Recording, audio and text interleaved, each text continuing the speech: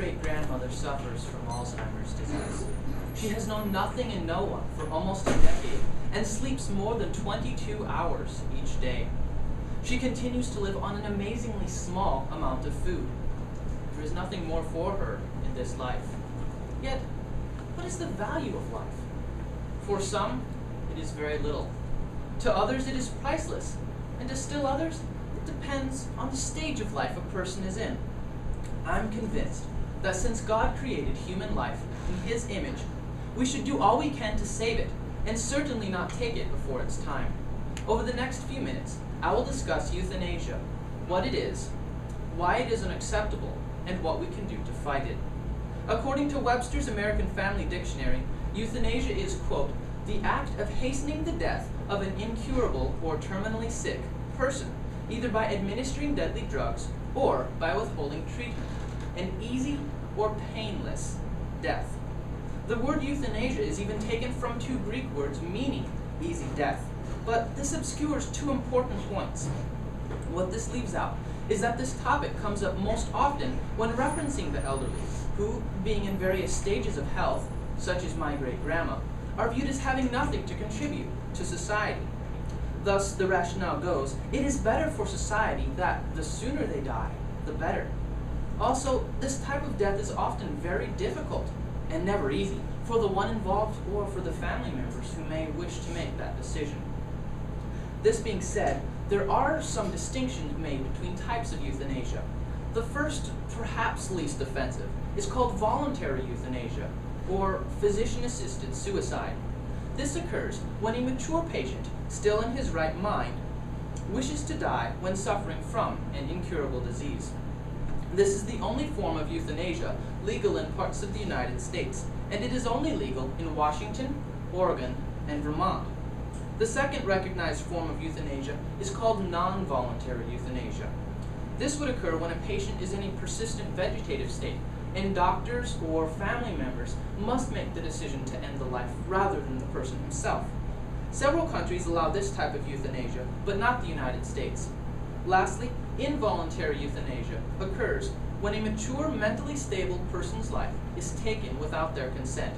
This is illegal everywhere in the world. Now, euthanasia by its very definition is supposed to be beneficial, allowing an ill person an easy way to escape from a troubled situation. However, while this may appear to be an acceptable solution from the world's viewpoint, this should never be from the Christian's perspective. The strongest pro-life arguments use the definition of personhood as their foundation. Euthanasia is no less. Genesis 1:27 says, "So God created man in his own image. In the image of God, He created him." This verse gives the reason that I oppose euthanasia. Everyone is made in God's image and needs to be treated likewise. The Bible also prescribes a punishment for those who do not respect the image of God that each of us bears. Genesis 9 verse 6, "Whoever sheds the blood of man, by man shall his blood be shed. For in the image of God has God made man." Notice that this does not give an exception for certain cases where a person might die anyway, or where a person may want to die. In all situations, life is sacred because we are made in the image of God. Now you may be thinking, okay, I know it's wrong. Most people think so. After all, only 3 states have legalized it. What's the big deal? Well, in the years leading up to World War II, few people saw Hitler as the monster he was. Europeans and Americans alike were asking, "What's the big deal?" questions. Winston Churchill had a ready answer, which applies in this situation as well. He said, "If you will not fight for right when you can easily win, without bloodshed, if you will not fight when your victory is sure and not too costly, you may come to the moment when you may have to fight with all the odds against you, and only a precarious chance of survival. There may even be a worse case. You may have to fight when there is no hope of victory, because it is better to perish than to live as slaves."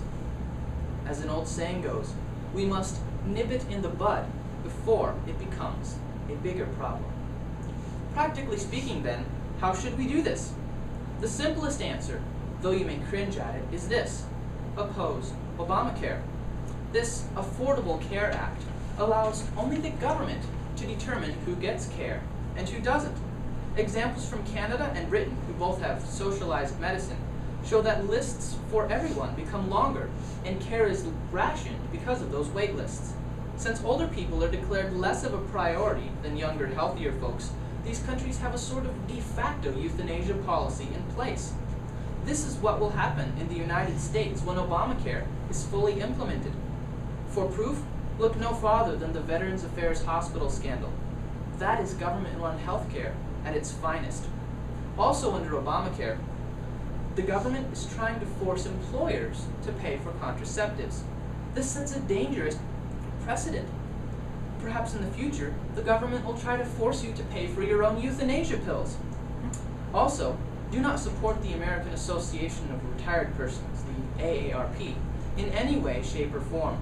Though claiming to be for the best interests of the elderly, they support Obamacare, which will end up denying senior citizens the medical care that they need. My grandparents earnestly pray for the day when my great-grandmother will be in her right mind again. Since she was a lifelong Christian, we know that as soon as she dies, she will be with Jesus, certainly much better than here on earth suffering with Alzheimer's. But our whole family also knows that God's time is best. And because we value the sanctity of human life, we will do nothing to make that death come.